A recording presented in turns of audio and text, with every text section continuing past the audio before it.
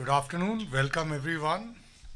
Uh, EM has been here, and I'm sure all of you followed his extensive engagements in UNGA, more than 100 counterparts. In DC, he's had series of bilateral engagements. Of course, soon after his arrival, he interacted with the community. Then he's met with Secretaries Blinken, Austin, Raimondo, NSA Sullivan, DNI. There has been a technology-focused event that was hosted by NSF. Then we've also had separate interactions with the prominent members of the Congress. You know, the voting started only today, so only a few were available in the city.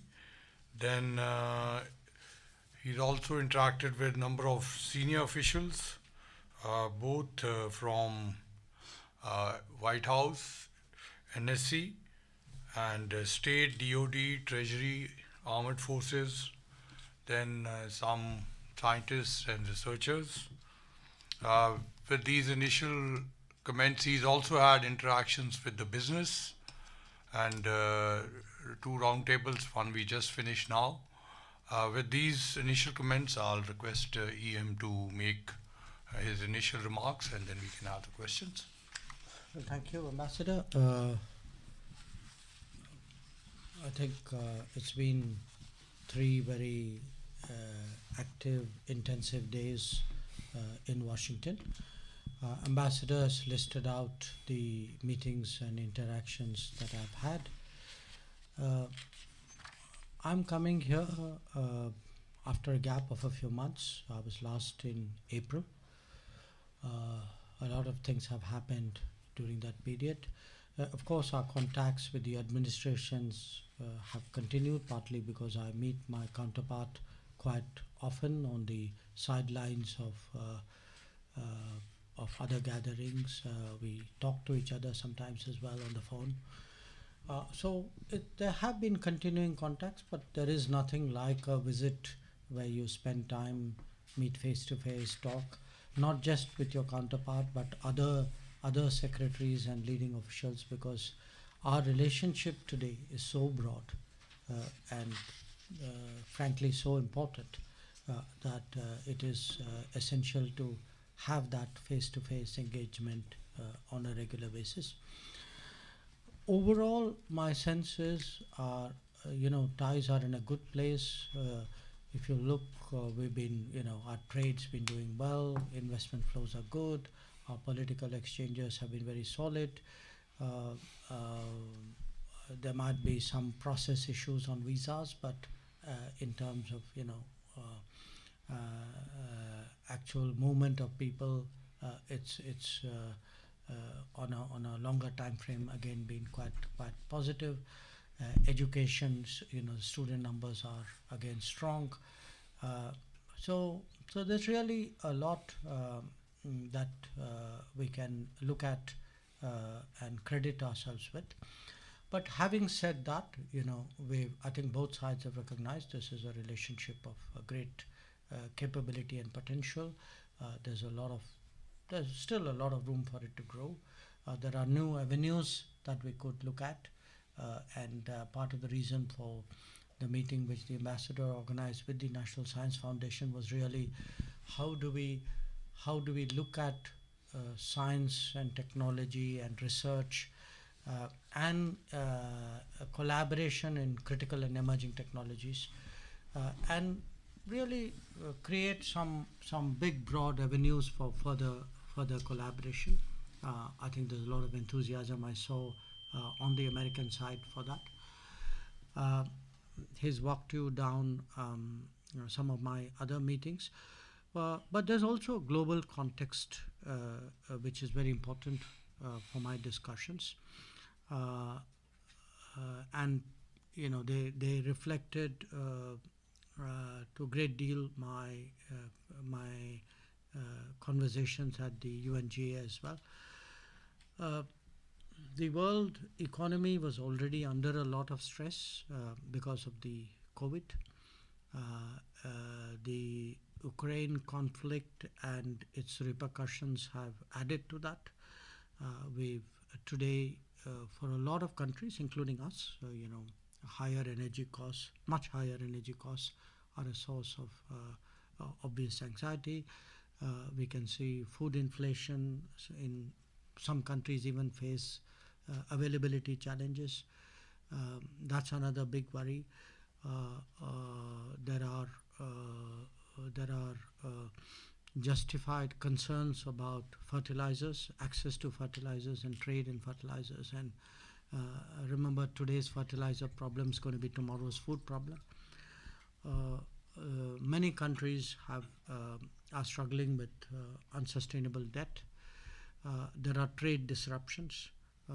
So, the big picture, quite honestly, in the world is not an optimistic picture. I think we have a very worried international community, and I saw that for myself in the UN General Assembly.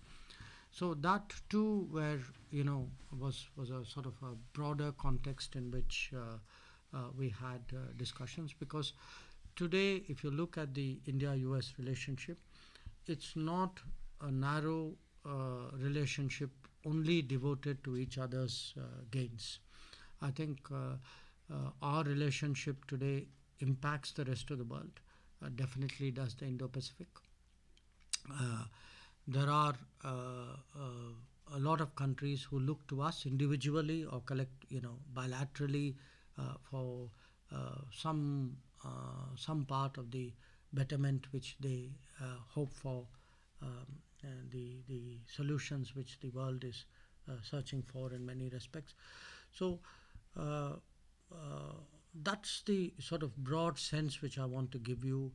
A bilateral, a very solid, positive, productive bilateral conversation, but framed in the context of larger global challenges, where there's a high degree of convergence on how we look at those challenges. We may articulate it a little bit differently. It's natural, our positions will not be identical, our priorities may sometimes be a little bit different.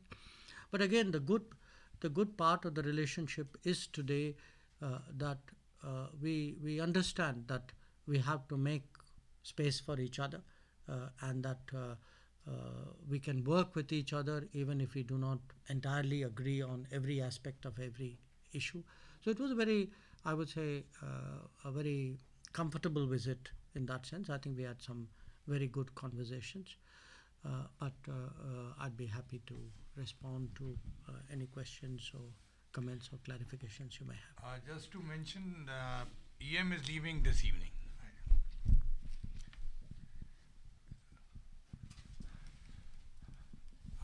Anji. Sorry. EM, thank you so much for this press conference.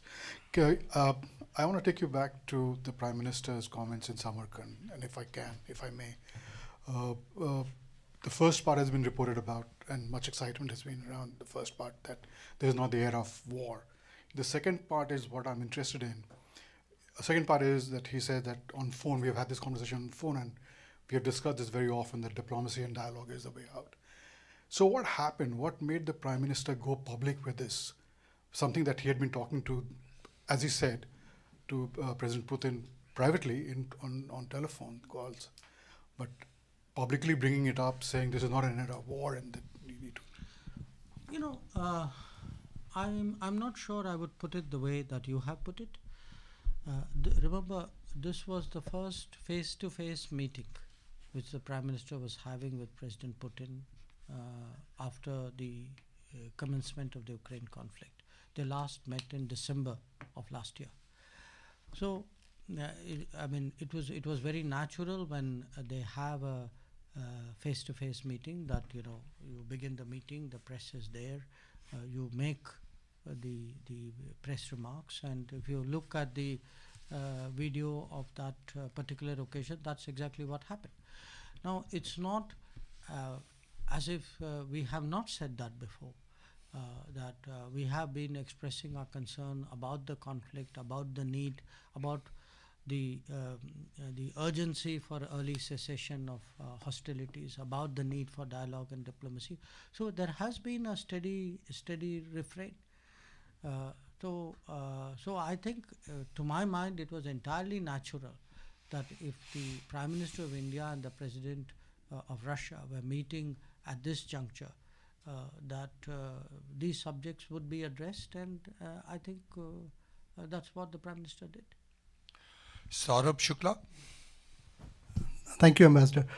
Mr. Minister, you've had a good visit at the UN and now here bilaterally in Washington, D.C. You spoke about the global context, and in this context, I'm sure you had a discussion with the US counterparts on China. You've served there, and I recall that Prime Minister Narendra Modi made a lot of efforts to bend the relationship with China. You did it. I was part of the delegation when you had gone to Beijing just before COVID.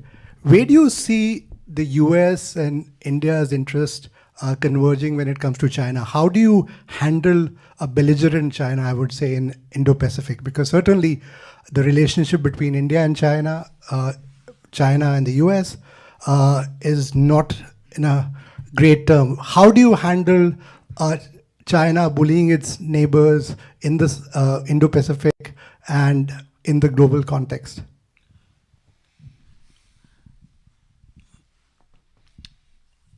Where Indian and US interests converge, and they do, I think, is on the stability and the security, the progress, the prosperity, the development of the Indo-Pacific. Because you have seen, even in the case of Ukraine, a war fought a great distance away has the potential, has the capability of actually creating turbulence across the world in terms of implications for the daily lives of people.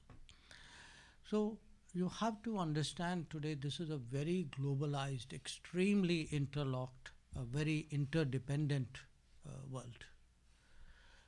And it is therefore, we all, to say that we have skin in the game is an understatement. I think we have vital stakes today in ensuring that the larger region is stable, that it is secure, that there is cooperation, that the focus is on the right things.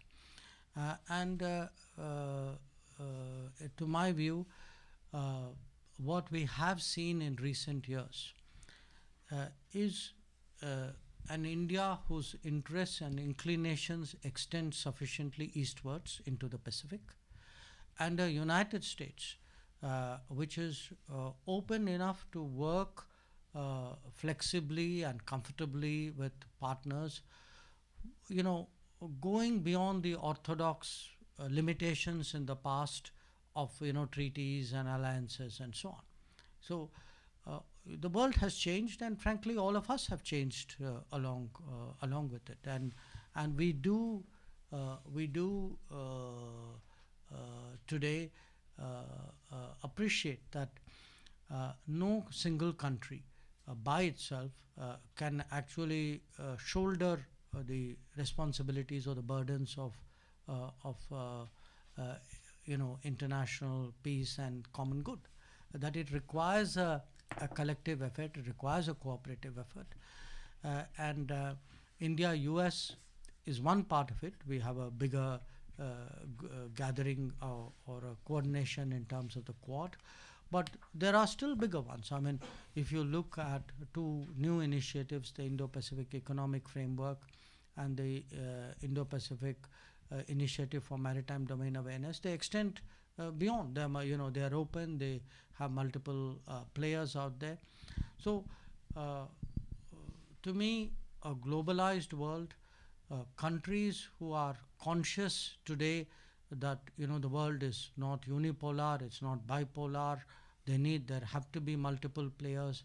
They need to work together. There are common interests at stake out here. The rest of the region actually looks at many of the more capable countries to pull their weight and work together. I think that's the kind of situation.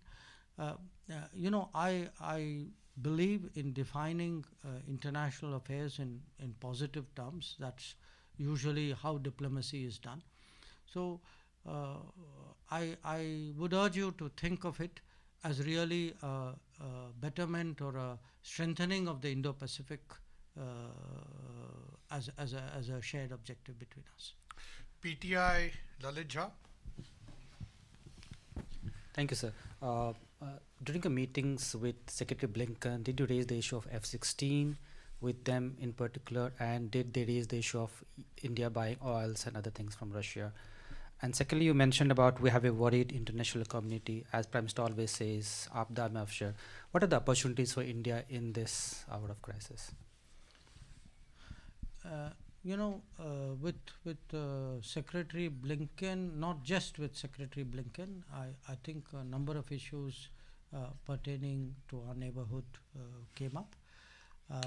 And I mean, you can guess the obvious, but I would not like to characterize the discussion in detail because it's a discussion within a closed room. And by the way, that was also applied to the energy scenario as well. In fact, that particular subject, there were a wider set of discussions and consultations involving others beyond state as well. In terms of it's a difficult scenario and what are the opportunities? I think today there is an expectation, and here I go back to my UNGA discussion. One of the reasons why there were so many meetings this time, frankly, there was a lot of demand for meetings. Countries wanted to talk to us. And countries wanted to talk to us because there is a belief that we are in touch with key players, we can influence them, we can shape their thinking, we can contribute. We are prepared sometimes to say things which many others cannot say, or reach out to countries and leaders in a way may not be possible for everybody to do so. So I would say there is a more than opportunities for India because it's a very difficult situation. I think there are contributions that India can make. I think we have today a stabilizing role, we have a bridging role, we have a diplomatic role. We have to really see in economic terms how can we contribute to the de-risking of the global economy. I think in political terms, how can we in some way help depolarize the world. I think those are really expectations that a lot of other countries, especially countries of the global south, have of us. I mean, obviously, we will try and do what we can, and we remain in touch with all the important countries of the world in that regard. Sukhpal Dhanwa. Thank you, Mr. Ambassador. My question is, thank you, sir. My question is on education. As I've been watching, you were very busy and meeting in New York and here different Secretary of State, Secretary of Defense, Secretary of Commerce. Did you get a chance to meet anyone from the Biden administration or any organizations on this education field or that?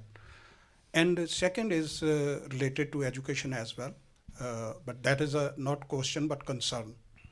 As we saw in United States, it has been a long time now, sometimes bullying and those kind of incidents. And recently, one incident happened in North Carolina University. One Sikh, Amritdhari Sikh, was arrested.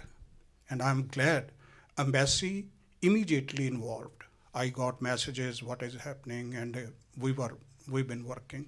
So is there any way embassy can take call on those kind of incident, and with Indian American community, we can take some initiative to educate those kind of police and universities. And why I'm talking about this education, I've been watching Ambassador Sandhu was interacting and communicating more than 125 representative or university presidents and so forth. So it will be easy for us to use that platform which he created. Thank you. You know, the first question in my interactions with the Biden administration, did education come up? Did I interact with anybody dealing with education? The answer is a yes. You know, the education field has different facets to it. One issue right now, for example, is students even getting visas to come to the United States, and the visa issue was something that I took up with the secretary. It came up in the press conference that we did as well, and he explained the compulsions and the constraints on the US, and I think he was very sincere about wanting to rectify the situation. But in terms of students who are here, I think some of the education related issues came up at the roundtable which NSF did. In fact, there were presidents of 2 universities there, apart from officials who dealt with research and education. With Secretary Blinken himself, and I think to a certain extent some of the other secretaries, you know, the issue came up in terms of the link which students provide today between the 2 countries. That if you see what has changed between our 2 countries, and in fact I spoke about this even in my address to the community. What has really changed with India and the United States, apart from, you know, the strategic, the political, the leadership, the government guidance, is actually the people to people, the living bridge between us. And at the heart of the living bridge are students. So we today, in the Modi government, we give an enormous importance to the welfare and the interests of students. With a number of countries, we are actually negotiating migration and mobility agreements which will allow for opportunities for students to work, to financially support themselves. Where there are concerns on visas, we have addressed them. We actually have within our website a sub-website which is actually dedicated to students. And when there are problems in the United States, you know, I think you have seen the embassy, and sometimes where occasion requires the foreign ministry in Delhi, we take it up. And I think today the strength of our relationship with the United States, it actually allows for very frank and you know, honest conversations, not just on the student issues, I think even on other issues. If I may just draw your attention, last time when External Affairs Minister was here, he especially went to Harvard University along with Secretary of State, did an education event there, yes, if you remember. I have Rohit Sharma. Thank you, Minister, for doing this. Vice President Harris is in Japan for the funeral of former Japanese Prime Minister. There she's meeting with the Australian Prime Minister. She's also meeting with the new Japanese Prime Minister, Kishida. Per a senior White House official, she will discuss Quad engagement with them. Given that Indian Prime Minister Modi is also in Japan, any reason why Prime Minister Modi did not get to or did not meet with Vice President Harris, given that India is such an important part of Quad? And the second question I have is essentially on the visas. Did the issue of green card backlog at all feature in your discussions with Secretary Blinken? Thank you. You know, I'm not. I'm sitting here, so I honestly am not fully conversant with the details of the Prime Minister's program. But my understanding is that his stay in Tokyo was a relatively short stay. And obviously the focus of the stay was on the memorial for Prime Minister Shinzo Abe. So I saw, you know, I'm also tracking it like you are, and I saw that his engagements did include a meeting with Prime Minister Kishida, with Mrs. Abe. So I think that was much more the focus of what he was doing. I'm not sure whether he's still there. It's conceivable. I think that he would have departed because it's, I think, a relatively short stay. But as I said, I don't have the details sitting here. Yeah. The green card back. Give a look at the moment. The primary concern that I carried was really the problems which Indians are facing in getting visa appointments of different kinds, and the fact that in many cases the waiting period is as much as a year. That was the focus really of the consular side of my discussions. Seema Sirohi. Mr. Minister, you had wide-ranging discussions. I'm wondering if how the Americans helping us to diversify in terms of arms purchases away from Russia. Are they coming up with any concrete proposals? I don't think it's a question of Americans helping us to diversify away from somebody else. I mean, we have different relationships with different countries. We think each one of those relationships has its own merit, its own logic, its own value. So the implicit or not so implicit assumption in your question that there is a zero-sum game between them and one moves us away from the other, I don't think is a logic that I would subscribe to. It's always been our effort to actually look at the global opportunities and make the best decision that we can for our security and for our defense procurements. Now, there were times when less options were open to us. Today, in part because Indian diplomacy has striven so hard over many years, we actually are one of those few countries which have a very, very wide range of defense options before us. So we will continue to make the best of the multiple options that are open and take judgment calls based on what works best for us. In terms of inventory that is built up over period, it's natural in any case. If you have equipment from a country or a company, you would go to that country and company for the maintenance, upkeep, or upgradation of that equipment. So I think in some cases these are, if not false debates, I think these are very exaggerated and very simplistic notions about how the trade works. Have the Americans come up with any proposals to you? Concrete ideas? Not that I know of, no. Sriram, Hindu. Two defense-related questions. In your meeting with Secretary Austin, there was some mention of a dialogue that's going to be launched later this year with artificial intelligence, cyber, and space. Can you tell us at this stage a little bit more about what we should expect? The second question is related to your UN visit last week. You were involved with a couple of France-related trilaterals, and one of them was between France and Australia and India. France was a little bit cheesed off with what was happening in the Indo-Pacific last year because of AUKUS. And I remember at the time there might have been some outreach between France and India. How would you characterize India's role in trying to, would it be fair to say India's playing a role in mediating the relationship of the French with Indo-Pacific countries, especially Australia? On your first question, honestly, that's a technical dialogue between the Defense Department and the Ministry of Defense. So I really don't have the enough visibility or understanding of it to add further to your knowledge.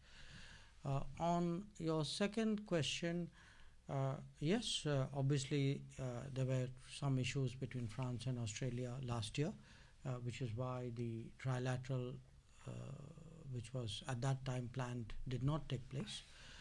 I think between them they seemed to have put that period behind them. And and that's for them to do. I mean, I would not pretend to you that in any way we were involved, but we are very glad that two important partners for us are today have reaffirmed their ability to work together and work with us together. I think that's to our advantage. These trilaterals and more than trilaterals sometimes, these are very effective ways of today conducting international relations. They give you many more possibilities, and I think there was one with Australia, there was one with the UAE as well, where the French were concerned, and there was also a trilateral we did with Australia and Indonesia. So you will see this as a fairly regular way of conducting diplomacy. There's a lot of value. The agenda for this, for our cooperation, trilateral cooperation, I think we were able to come up with broad outlines. What are the overlapping interests? Where is it that our working together can help? Some of it was related to maritime security. Some of it dealt with climate challenges. So we did make good progress even in that first meeting of, not first meeting, but even on this meeting of that trilateral. Prashant, Hindustan Times. Thank you for doing this. So yesterday you said that you valued closer coordination in the Indian subcontinent with the US. In that regard, I'd like to ask you if the issue of Myanmar and Bangladesh came up in your discussion with your counterparts. I ask this because elections are due in Bangladesh, and there have been differences in the past with US on the legitimacy and credibility of elections in Bangladesh, and what you make of the situation in Myanmar, where the crisis, both in terms of the lack of democracy and ethnic groups, remains an issue of concern. My second question, if I may, is what is your view on the Russian referendums in Ukraine, and do you think it aids the cause of peace and conforms to the UN Charter, the two principles that you laid out that India stands for? On your first question, I had a number of discussions, and because each had a time constraint, I tried not to be repetitive or overlapping in my discussions. So some of these issues came up, not necessarily directly with my counterpart. It could be with some of the others. To the best of my recollection, I think we did not go into Bangladesh in any great detail. I think there was just with multiple interlocutors, a broader understanding today that in the Indian subcontinent, it is to our mutual benefit if we coordinate policies more effectively. It is obviously a region where we put in a lot of resources, a lot of energies.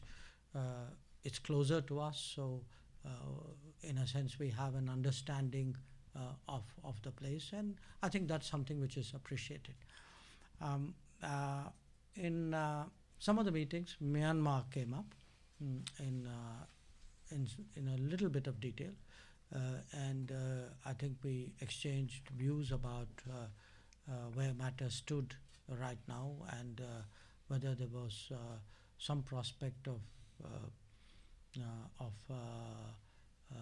improvement on any of its many difficult aspects. So that was broadly that conversation. On your second question, I think it is an issue that will be coming up for consideration. My understanding is in the United Nations, so I would urge you to wait and see what our ambassador there has to say. Reena Yana. Thank you, Ambassador. Dr. Jaishankar, you did mention about the visa concerns that were flagged with the US, and Secretary Blinken yesterday in the briefing did say that the backlog is being, they are looking into cleaning up the backlog. Is there a time frame? Is there that the US has committed to India or going forward? And what is the message that you'd like to give those who are really concerned about this visa issues? Well, to the people who are concerned about the visa issues, I would like to give the message that I understand their anxiety and their urgency, and which is precisely the reason why I took up the matter. And to Secretary Blinken, I suggested that if there was something we could do from the Indian government to help the US government deal with this issue in a better way, we would be very open to doing it. I think there might be some issues which he might send our way, but I again feel this is an issue where obviously it's mainly for the US to do, but we will be supportive, collaborative, because it is an issue.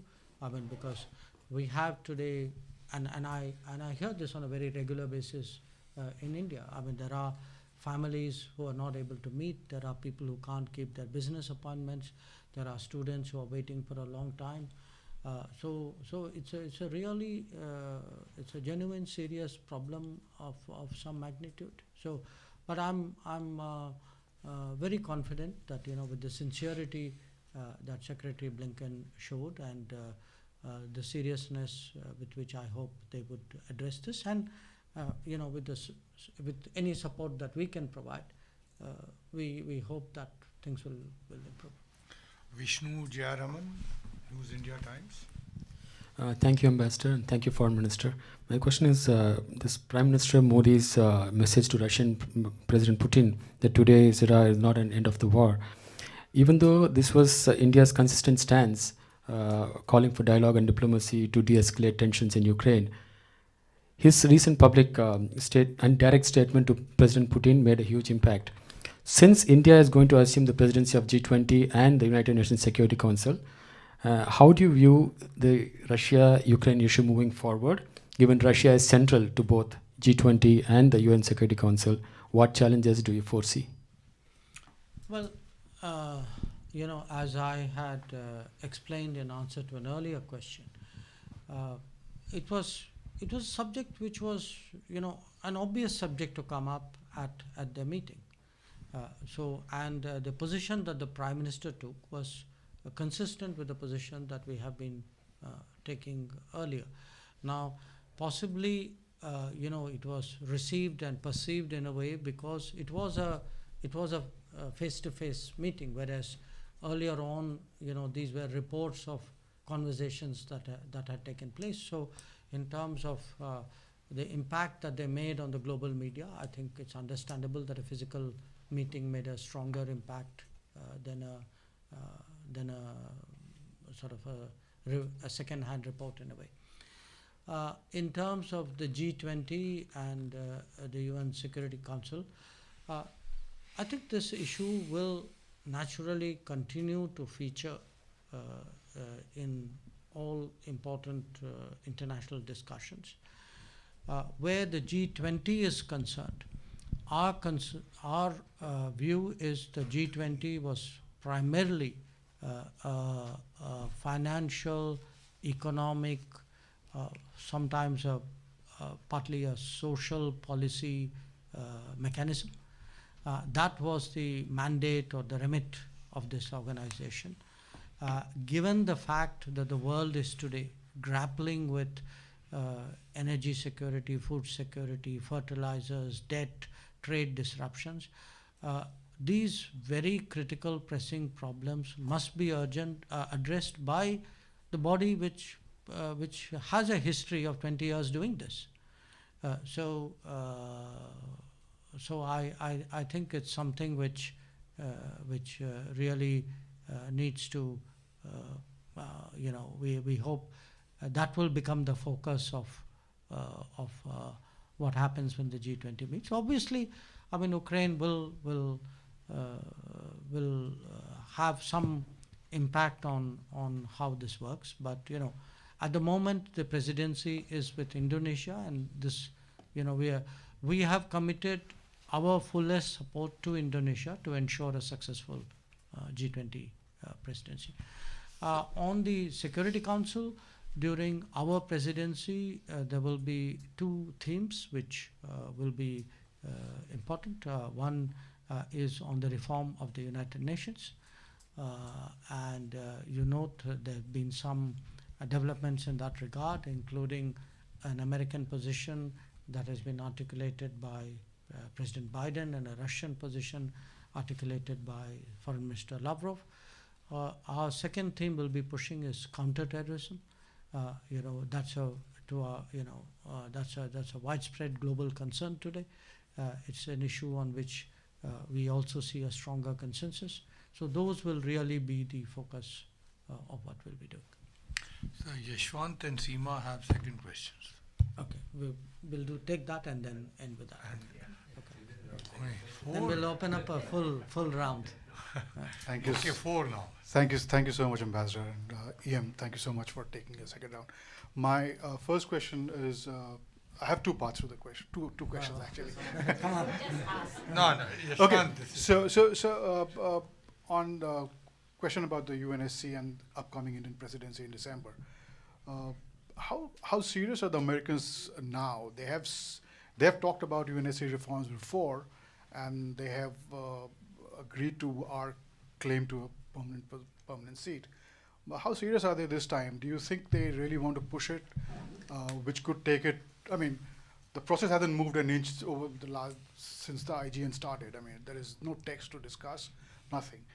So how serious are they this time, and do you hope to get the ball? And second is, after the passing of Queen Elizabeth, a lot of countries, members of the former colonial empire, are re-looking at their relationship. Like Australia wants to end the Dominion status, etc., etc. Are we looking at our membership of the Commonwealth in that sense, or is that something that we don't? Thank you so much.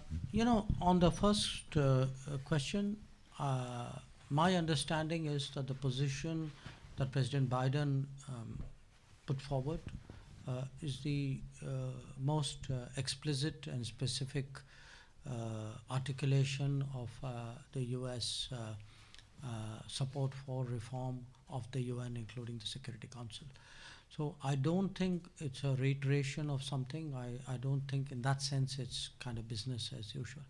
Now, how this advances, where it goes, I think depends on all of us, the members of the UN, and where we take it. It's not the responsibility of a single country, however powerful. I think it's a collective effort that members of the UN have to make, and we have been pressing the reform effort, including through the IGN, and you also know where the reluctance comes from, and let's stay focused on it. We have never thought that it was an easy process, but we do believe that the need for reform cannot be denied forever. The second your second issue was on the Commonwealth. We've had the passing away of a long-standing monarch in UK. I'm not sure I would extrapolate the debate in Australia, and they have a very different relationship and a different history. I would not extrapolate it to India or probably to other countries of the Commonwealth. Seema? Could you please give us a sense of your meetings with senators and congressmen last evening? What were some of the concerns they raised? And do you foresee, if the House turns, do you foresee trouble? Just looking in the crystal ball. I had Ambassador, correct or supplement me if I fall short. We had yesterday Senator Warner, Senator Coons, Chris Coons, Senator Ossoff, Congressman McNerney, Congressman Ami Bera. I think, would that be the list? Am I missing somebody? I think these were the five with whom we had a meeting. Much of the discussion really revolved around new avenues of partnership. They were all enormously interested on the technology side, on the research side, on the challenge of partnering together on resilient supply chains. We had a good discussion on what was happening in the semiconductor industry. A lot of interest in there is a very widespread recognition in the U.S. today that there's been a dramatic improvement on the ease of doing business in India, that the startup culture, the innovation drive, all these have undergone a big change. So they were, some of it they were sharing experiences, some of it they were asking questions, but much of it was really focused around the bilateral. They were passing references to the global situation, but by and large, the conversation with the Congress was largely bilateral. On what happens in American politics, I don't do hypothetical questions even about my own country, leave alone about other countries. Prashant? So you have consistently maintained in China that till agreements on the border are respected, the situation cannot become normal. China even today said that the situation at the border is overall stable and the emergency response seen after Galwan has moved to quote-unquote normalized management and control. And we have seen this consistent messaging from Beijing about how things are okay, despite your position. Is something getting lost in translation? Do you want to send a stronger message?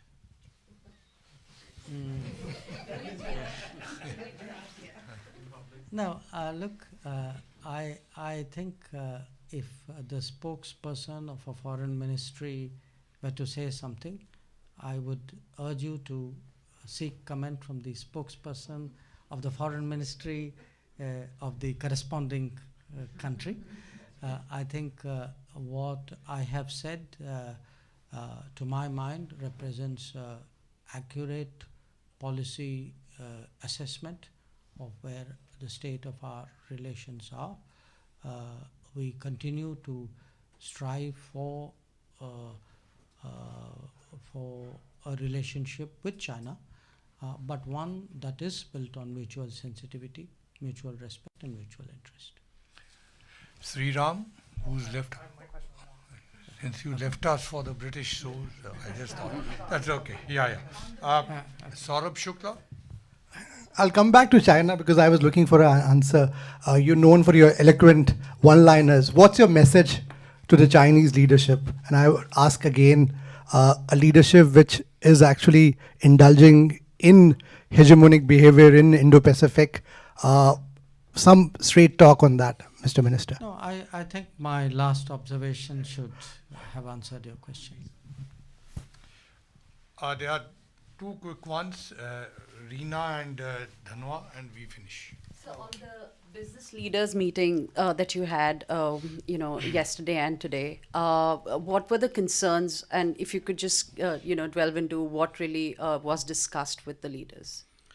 It was interesting because I get into these business leaders meetings very similar to the manner in which Prime Minister also approaches them. He invites them to express concerns. We take note of very specific problems that they may have, or broad policy, advice or issues that they have. So it's honestly very inviting of I would say of opinions and experiences that they may have had. I was struck by the fact both yesterday and today, hearing from a very broad range of businesses. One, overall appreciation for the improvement in ease of doing business. Sectoral, sometimes company-specific experiences, saying, today there was an insurance company who spoke about how much, what a big change they saw, and how much more positive they were about their business experiences. A lot of interest in the enabling environment, in the larger environment. People, American businesses are struck by how much more digital India has become, how effectively the government is practicing digital delivery, what a change there has been in startups and innovation, how much more enthusiastic students and young innovators are. A lot of positive references to the drone policy, to the change in labor laws, to the production-linked incentive policy. So, I almost invite, I won't say criticism, but I invite problems. I ask people to say, give me your difficulties. But yesterday and today, much more than I had before, I largely heard a positive appreciation. Doesn't mean that there's no room to grow, doesn't mean that we are heading, we are close to perfection. I'm very real about where we are, and I think so is the government and the Prime Minister. But it did leave me with a reflecting that we appear to have made solid progress, and more important, communicated that to the American business community. Incidentally, in the NSF meeting also industry had joined in, US industry. This is not. This is the last. Yeah. This is not my question. I'm just going to add one thing, which we are all talking about visa issue. As you were with the Secretary of State day before yesterday night for dinner, I'm not sure either you raised that issue on that night or yesterday. But I was surprised. I was watching Indian media and there was a big news. American embassy in Delhi, they started speed up the process, all the visa process. There was a big news. Maybe my friends, they overlooked, but already it is started in Delhi. So let's give the Americans the credit. Thank you very much. Have a wonderful afternoon, and thank you, sir.